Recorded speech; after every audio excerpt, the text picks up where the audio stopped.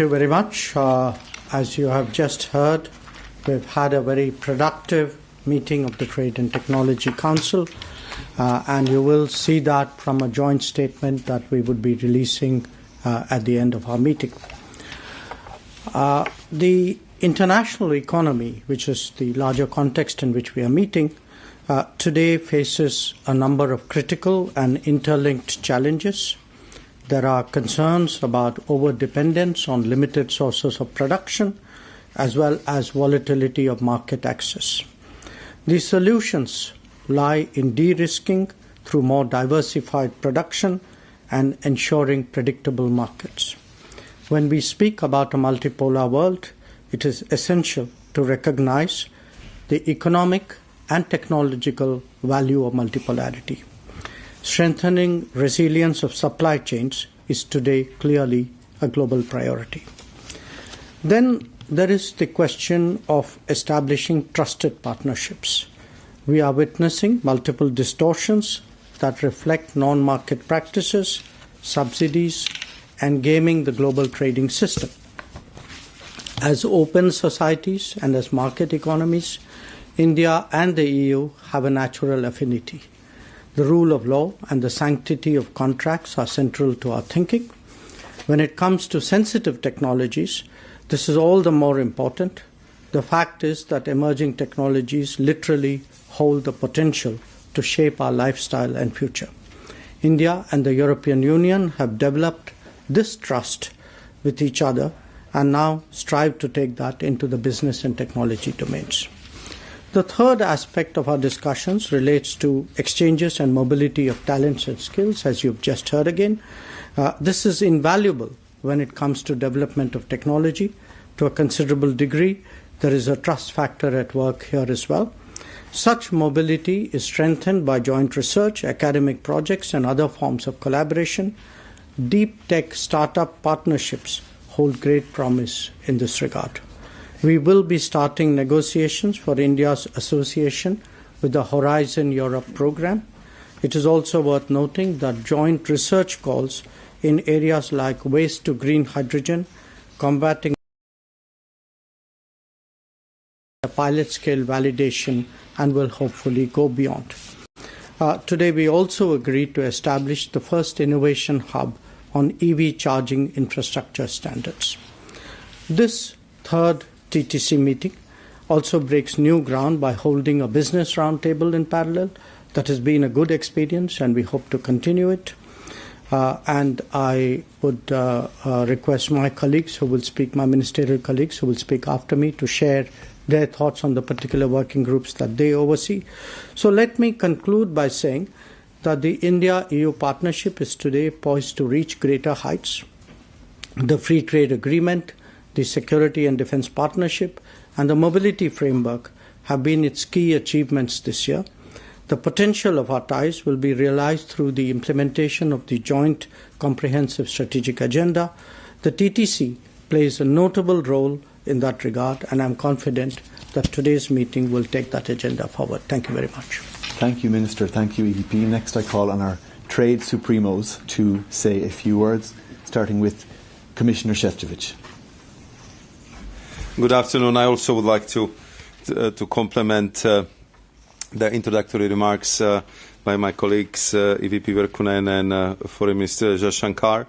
And I think that we clearly all agree that, especially at the time where the global economies face unprecedented challenges, our commitment to work together, strengthen our collective resilience, but also readiness to navigate these unpredictable global shifts. The outcome of our work on trade, investment and resilient value chains is a clear example of our shared commitment to advance on resilience value chains, on market access, on multilateral trade efforts, but also on decarbonization. Our discussion this morning focused as well on resolving market access issues, and we also spend the time on discussing the need for reform of World Trade Organization, but also how important it is to respect multilateral trade rules. My very good friend and colleague, Minister Piyush Goyal, and I, we also managed to have the bilateral meeting this morning, and we discussed the progress of the work leading to the swift ratification of free trade agreement that we finalized at the EU-India summit. And that we both see it in the same way, that EU-India free trade agreement is indeed a game changer. We are creating a market of almost 2 billion people. The FTA opens the door to tremendous opportunities because it will establish a secure and stable commercial framework that will help us to mitigate the risks associated with the current geopolitical volatility. Coupled with comprehensive package of an investment protection agreement, an agreement on geographical indications on which the negotiations will start, the EU-India economic relationship will skyrocket, and I'm sure about that. All of these initiatives and agreements underpin a further expansion of our already strong strategic relationship. It was really a pleasure to listen to my colleagues how much was done since the last 18 months, how intensive period it was, and indeed also reflecting on these results and progress. We both know that by working together we both can only win and win more. Thank you. Many thanks, Commissioner. Minister Goyal, the floor is yours. Thank you very much. Good afternoon. Namaskar. Truly a pleasure to be back in Brussels for the third TTC Ministerial Meeting. This is a historical year in the ties between the EU and India. We concluded the mother of all trade deals, as Her Excellency Ms. von der Leyen called the EU-India Free Trade Agreement, and the events around the Republic Day celebrations in India, where we had Her Excellency Ms. von der Leyen, His Excellency Mr. Costa in India, were truly memorable. This free trade agreement is fair, equitable and balanced. Truly a win-win agreement for EU, businesses in EU, India, businesses and the people of India. The partnership between EU and India has come of age. Prime Minister Modi termed it a partnership for global good. Today's discussions reaffirmed our shared vision for an innovation-driven, trusted and future-ready growth partnership. In fact, the TTC today has become an important pillar of our engagement. The Working Group 3, which deals with matters around trade, has made steady and tangible progress. We have concluded a work program on foreign direct investment screening. We've exchanged best practices and will help further speed up flow of investments on both sides. The multilateral trading system is undergoing great turbulence around the world, and therefore our shared commitment to a rules-based, open, inclusive and non-discriminatory World Trade Organization will help us steer progress at the WTO in the future. The TTC has helped us move from discussions to delivery. Both EU and India are committed to de-risking our dependencies on certain critical areas. We are both committed to build reliable and diversified supply chains. We are committed to ensuring that our work is outcome-oriented, whether it is in market access, whether it is in harmonizing standards, working towards operationalizing key supply chain imperatives, and for greater collaboration in deep tech startups, innovation ecosystem, industrial partnerships, advanced manufacturing, connectivity, particularly with reference to global turbulence in this regard, and overall building strong partnerships through our global capability centers. I think it's important that areas like pharmaceuticals, healthcare, and agri-food will also be important subjects to bring our two economies closer together.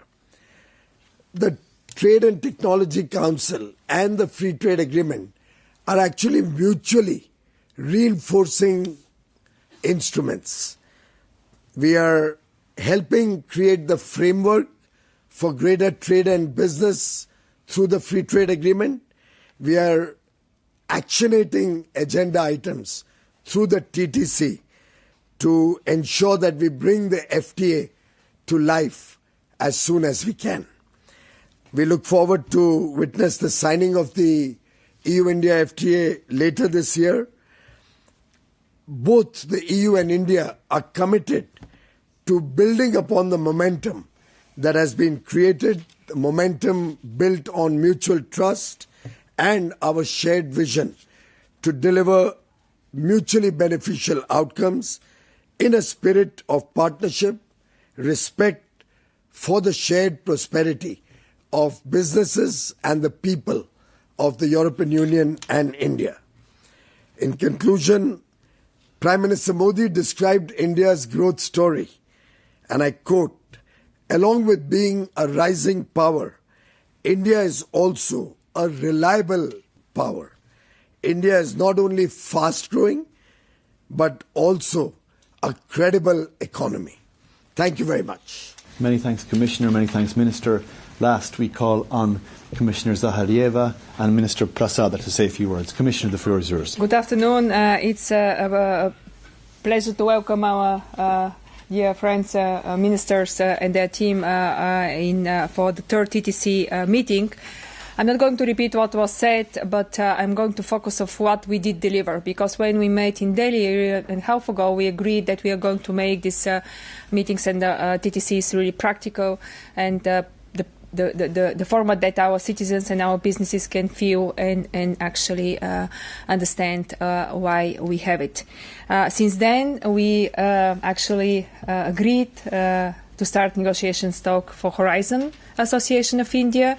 And we did set today a quite ambitious agenda that these talks launch officially on 17th of July and hopefully to be concluded in the beginning of October. So India to be able to associate with Horizon as of beginning of 27. That's, I think, something that will really help us to develop together technologies of the future. Because we in Europe believe that in open science, in scientific freedom, and we believe that we have to cooperate with our trusted partners for the benefits of the two sides of the ocean. Second, we actually established a new India startup partnership. The EU and India already have a thriving innovation ecosystem. We actually both host 500,000 tech startups. So 500,000 tech startups we host India and EU. What we want to create with these partnerships to connect those deep tech startups, to connect them with our corporations, and to help them to develop together technologies of the future, to attract investments, to find clients, to grow and to become global. So the third, was also mentioned, is EU-India Innovation Hub. It will focus on technologies for electric vehicles and testing. Actually, our goal is very simple. It's to align our standards. What does it mean? That it will contribute to the free trade agreement, then the producer of the two sides of the ocean to be able to access the market easier and faster. And last but not least, we are also mobilizing 60 million to invest in joint research innovation projects in areas that matter deeply to both Europe and India. This includes waste to renewable hydrogen, battery recycling for electric vehicles, and marine plastic pollution. I think the message that we want to deliver today is very clear. We are not just talking about cooperation, we are delivering this cooperation with concrete projects, with concrete investments, and step by step. So by doing so, we are doing so for benefits of our industries, of our competitiveness, of our supply chains, and mainly for our citizens and our young people. Thank you. Many thanks. Minister, the floor is yours. Thank you, members of the media, ladies and gentlemen. It is a pleasure to be here today at the conclusion of the third ministerial meeting of the India-EU TTC. I am pleased to note that significant progress made under the Working Group 1 on strategic technologies, digital governance and digital connectivity. Our cooperation has increasingly moved towards an action-oriented and outcome-driven partnership, bringing together governments, industry, research institutions and innovation ecosystems from India and the European Union. Today, both sides have agreed on a forward-looking action plan for the year 26-27, which will guide our cooperation across strategic and emerging technologies. This reflects our shared commitment to deepen collaboration in research and innovation, strengthen trusted and resilient technology value chains, promote greater engagement between our industries, and develop digital solutions that deliver tangible benefits to our citizens and businesses. We have agreed to strengthen institutional and industry partnerships and create greater opportunities for joint research, technology development, and commercial collaboration. I am particularly pleased that our cooperation under Working Group 1 is increasingly translating into practical initiatives. The progress achieved in areas such as semiconductor cooperation, artificial intelligence, high-performance computing, and digital public infrastructure demonstrates that potential of our partnership. We will build upon these achievements by promoting stronger linkages between our research institutions, innovation ecosystems, and technology industries. We've also taken important steps towards building a more trusted and interconnected digital economy. The cooperation on electronic signatures and our discussions on interoperability of digital public infrastructure can facilitate trusted digital transactions, enable greater ease of doing business, and create new opportunities for citizens and enterprises on both sides. At the same time, we recognize that technology cooperation must ultimately benefit our people, delivering digital skills, connecting our talent and innovation ecosystems, and facilitating greater mobility of skilled professionals will remain important elements of our partnership. We also recognize the importance of working together in shaping the development and governance of emerging technologies. India and the European Union can make an important contribution towards building the global technology frameworks and standards that are open, trusted, interoperable, and responsive to the needs of our societies. The India-EU Technology Partnership is entering an important new phase. Our focus going forward will be on implementation and measurable outcomes. We want to translate our shared priorities into joint initiatives, research partnerships, industry collaboration, and technology solutions that strengthen our economies and contribute to global technological progress. The complementarities between India and the EU provide a strong foundation for such a partnership. By bringing together our capabilities, talent, industries, and innovation ecosystems, we can strengthen our collective technological competitiveness and build more resilient and diversified technology value chains. I am confident that the Working Group 1 will continue to serve as an important platform for advancing this shared vision and delivering concrete outcomes. India remains committed to working closely with the European Union to build a trusted, ambitious, and a future-oriented technology partnership that contributes to innovation, economic growth, and an inclusive, sustainable digital future. Thank you.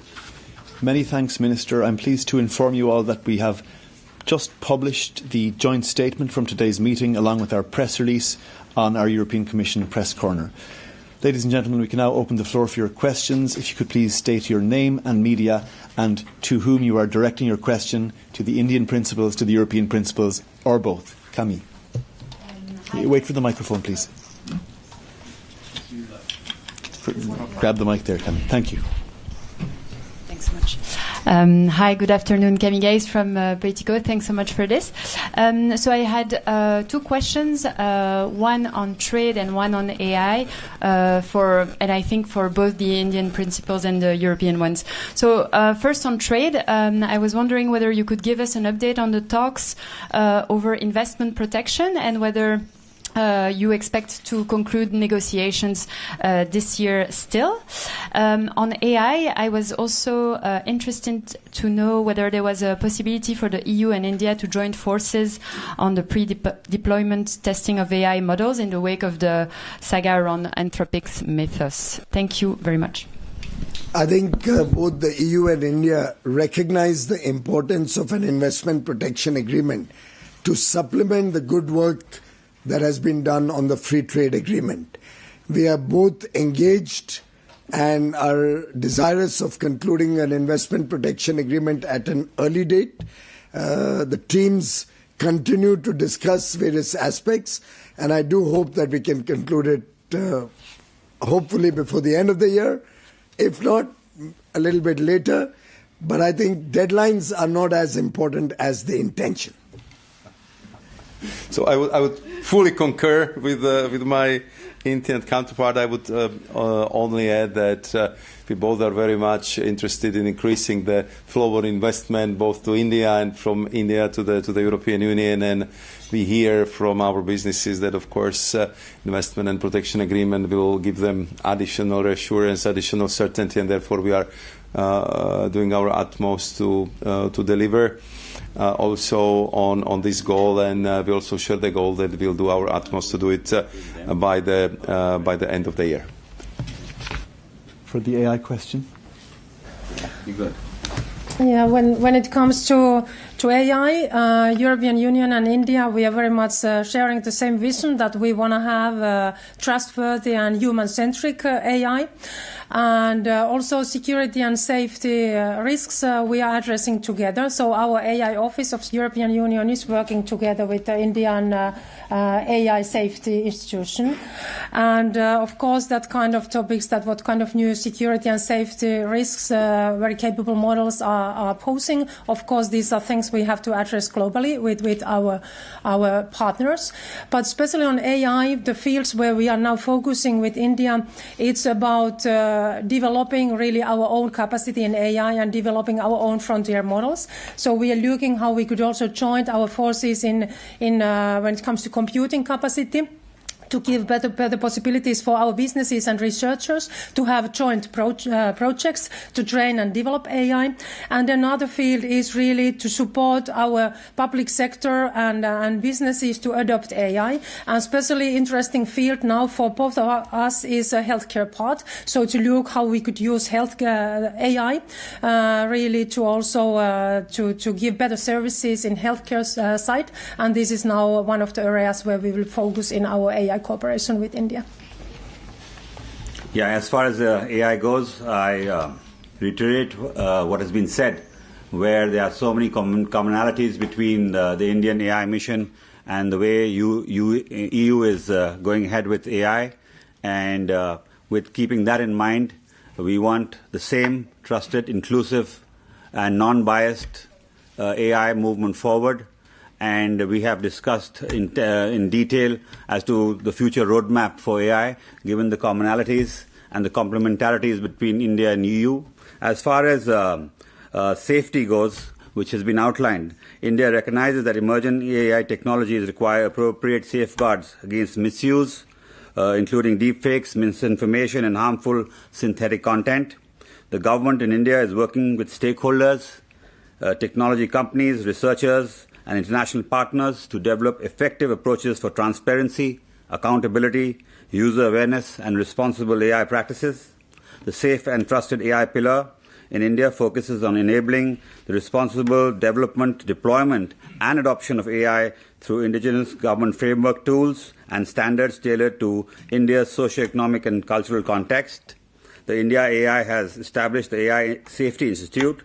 13 projects have been selected across various themes, from bias mitigation to machine unlearning to privacy-preserving AI, explainability, algorithm auditing, deepfake detection, risk management AI, bias evaluation, and generative AI security. So as far as AI, the way it's evolving so fast and so rapid, internationally we have to keep in mind the cyber security, cyber threats aspect. For that, consistent collaboration across the world is India's way forward, and that's where we are headed. Many thanks for your responses. Next question to the gentleman here, please. It should be on automatically. Nawab Khan, Brussels-based journalist from India.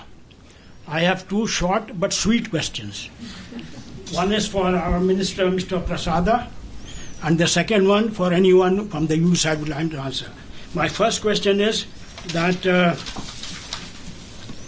how were the key achievements of the AI Impact Summit held in February in Delhi?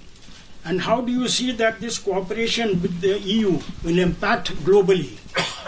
And my second question is for anybody who would like to answer from the side. Today the Indian Semiconductor Mission was launched. Only today I read. Given that the EU has the CHIPS Act too, how can the two sides work together in the area of semiconductors? Thank you. So, now as far as your question related to the Impact Summit in New Delhi this year, I can say it was a truly historic summit that India pulled off. And the achievements of that AI Impact Summit, I can briefly outline to you. It was the largest global AI summit and the first hosted by a global South country, bringing 22 state government heads, over 100 plus countries' participation, and major AI companies. The summit shifted the global AI agenda from aspiration to implementation, with over 550 pre-summit events across 30 countries. The summit declaration, endorsed by 92 countries and international organizations, reflecting a rare global consensus on AI. The New Delhi Frontier AI Impact Commitment, signed by 13 leading AI models developers, adoption of 12 concrete deliverables across 7 work streams covering AI governance, resilient AI infrastructure, equitable AI transition and inclusion, and announcements of over $250 billion USD in AI investments across the global AI value chain. The European Union actively participated in all 7 working groups, underscoring the strength of the India-EU AI partnership. India, France, and UNESCO jointly launched the Resilient AI Challenge, showcasing the power of the multilateral collaboration for sustainable AI. And as far as your question with regard to the Semiconductor Mission, I can tell you it is one of the most ambitious programs of the Government of India, with the ISM 1.0 had an outlay of about $10 billion. And today, the Union Cabinet in India has just announced the ISM 2 has been cleared, and it has a total outlay of approximately $13.25 billion US. And in the first tranche of ISM 1, we had 12 projects on ground, from fab manufacturing to ATMP packaging to design. And now we want to take it a step further to ensure that the whole ecosystem of semiconductors is based in India, with equipments, with materials, with the supply chains. So I can tell you that the new launch has been with regard, and the focus has been on design. Design of chips will get thrust, machines and materials, support to R&D of machines and manufacturing of materials, chemicals, gases, essentials for semiconductor manufacturing, setting up more fabs, more manufacturing will come to India, further centering our ATMP OSAT packaging networks, R&D for semiconductors, and above all, talent development will also be the new thrust of the ISM2 in India announced today.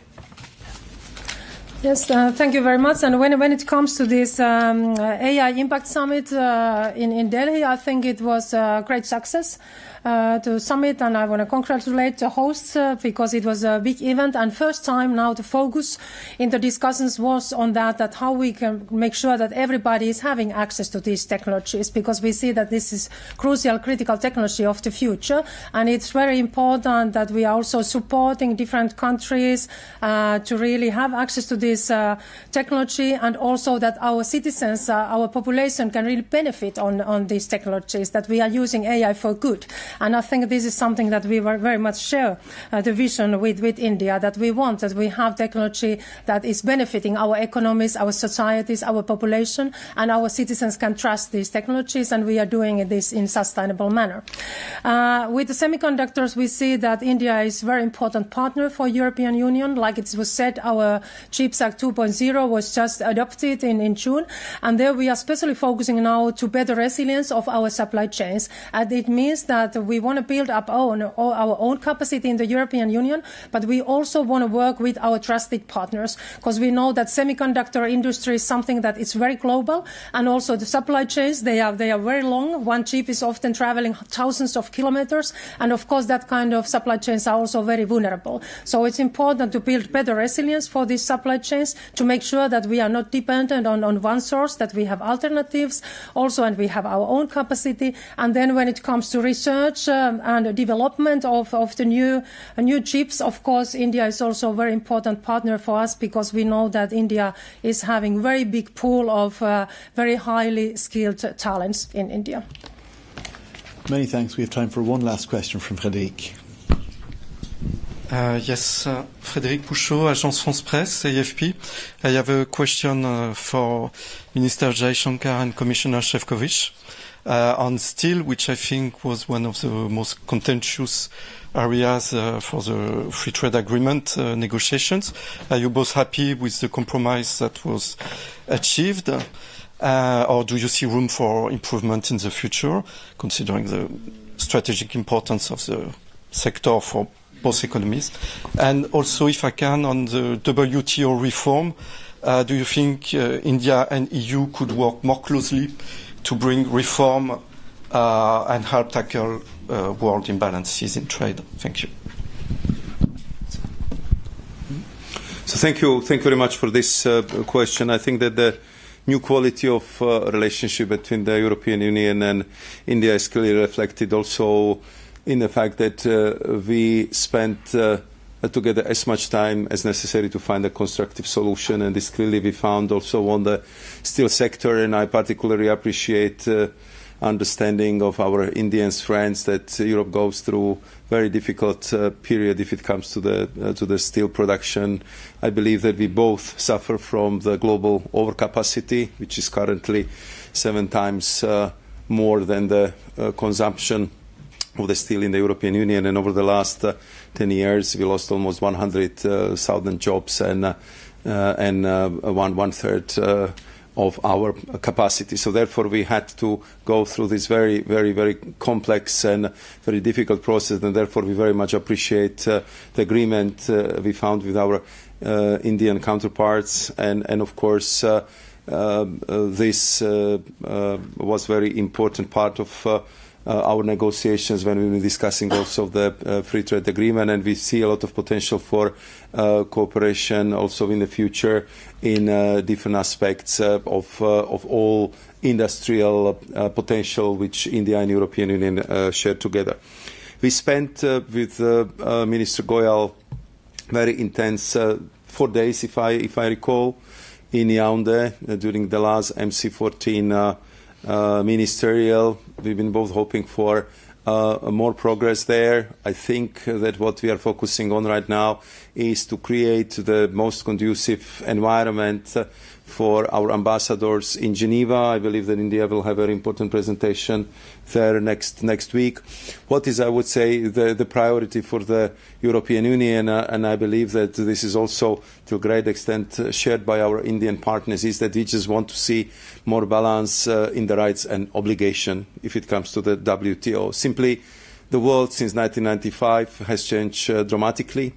The countries which at that time been delivering only a small share of the global economy are today in totally different position, and therefore we believe that also the rights and obligation within the WTO framework should be put into the current context and reflects the current reality, and that's something what we are working very hard on. You probably are familiar that we've been presenting 3 important submissions in the course of the last 10 days, and I think they very much reflect the way how you would like to see the new reformed WTO work. Last sentence I would say on this one is that having seen all these turbulences and unpredictability on the global trade market, I think this just underlies how important it is to have a solid legal framework, modernize rules for global trading, and clearly I would say the prevalence of rule of law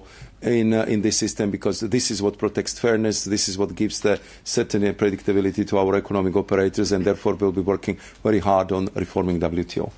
Thank you. I think the issues around the steel measures were known to us before we concluded the free trade agreement. And as I mentioned earlier, the free trade agreement reflects an equitable and balanced outcome, which covers a wide spectrum of subjects, including steel. And obviously, when you're negotiating, there are trade-offs looking at the sensitivities of different countries. And I think we've been able to come to a very balanced outcome, including the steel measures. The EU has recently come out with their quotas that they have declared in the steel measures. And broadly, India is well in alignment in terms of ensuring that global trade in steel remains fair and gives opportunity for all countries to take care of their steel production capacities, just as India is ensuring that we take care of our steel manufacturers. In terms of the WTO, clearly we stand for the core principles on which the WTO was founded. That included consensus in decision making. It included ensuring SNDT, where the less developed or developing economies are given different responsibilities than the developed world. And I think it's important that the rules of fair trade are respected by all countries. Many of us in the WTO are concerned about predatory pricing, unfair trading practices, and other measures, tariff and non-tariff measures, which are not allowing equitable trade among certain geographies. And we do hope the WTO will come up to the expectations of the world and meet the requirements of equal opportunity, fair opportunity, and ensure that the global south or the less developed and developing countries get a fair opportunity for inclusive growth for their people. Thank you. Many thanks to all our principals. Thank you for joining us in person and online. This concludes our press conference. Have a good evening.